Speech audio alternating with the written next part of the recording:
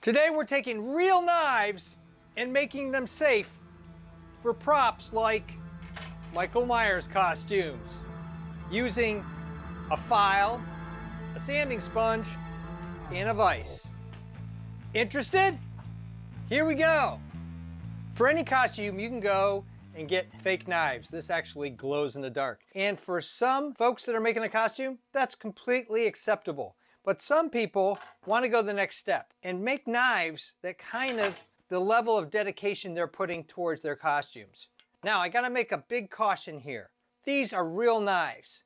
And from a distance, nobody's gonna be able to tell dull or safe. So be careful doing this and where you would use these. And if somebody approaches you and they're nervous, or certainly any kind of police come and start walking towards you, on the ground, hands up, and just listen to what they have to say. It's the same thing for guns, baseball bats, whether they're fake foam bats like my babysitter here. From a distance, you can't tell that that's fake, right? So you always gotta be careful with things that look completely real. This is one of those where your build, your risk. You take complete ownership of this process. This is a $1 dollar store knife. This is a $5 machete. They're both really dangerous, but we can really knock them down by just taking the file and the sanding sponge. So we're gonna set this up and I'll show you how you do it. This is the most basic way to do it. I have the knife mounted down low so it's not flexing a lot. And I'm just going to take the edge off. Now I will say that the thicker the knife, better the safer dullness you can make, because you can get it almost down flat like this on this side and you won't be able to tell, even from close up. By the way, I'm going to come up with a concept where I'm going to make a bleeding knife. That's a future video, so stay tuned for that. So all we're doing here is just coming in and we're going perpendicular to the blade and just flattening the blade out. And just carefully feeling for it to go flat and hitting it with a sanding sponge. Even rounding the edges a little bit on the flat so it's almost like this, so that it's even safer. That's pretty good, but this is dangerous. So I'm gonna readjust the blade, slide it down this way, and do this end here, same thing. And definitely knock off the tip. All right, so that's nice and dull. I feel pretty good about it. You want to make sure it's completely dull before you start running your hands or anything like that over it. And you can test it out on the back of things to see if it's going to cut anything.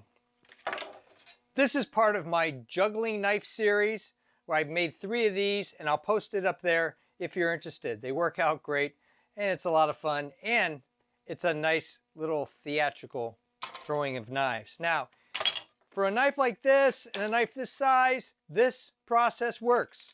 For something this big, it's gonna work. And if that's all you have, then certainly it will work for you. But a big guy like this, so let's go outside and I'll show you how to do it from the bigger end.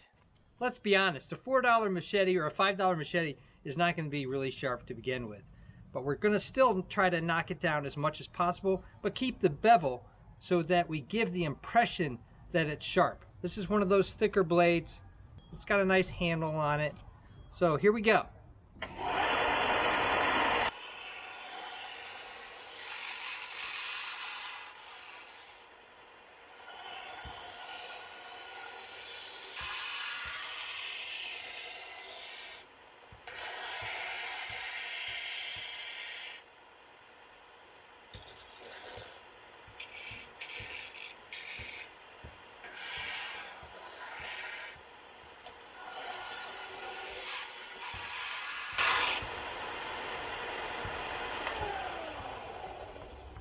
Plus, it gives off a lot of impressive sparks. Little extra sanding, and that guy is relatively safe. Now, it is a blade that has some momentum to it, so you still have to be careful with it. But the tip is off, and I also thought it was a little rough on the square top, so I kind of sanded the side off a little bit just to give it a little bit of a bevel here. This guy's good, and I also found a little sharp tip there, so I sanded that down. And you can see both of these, you got a nice little detail in the handle. Very lightweight. It's got a little heft to it. There you go. And then this juggling one and the bigger one, the machete. Simply done with these tools, or if you have a sander, you can use it.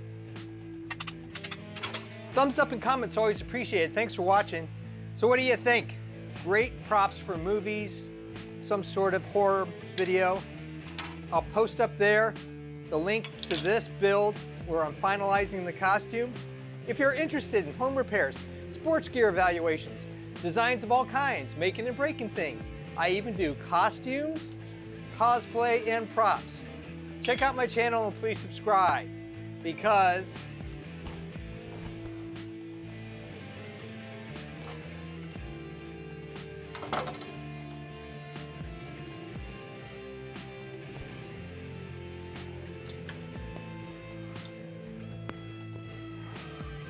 you never know what you're gonna see.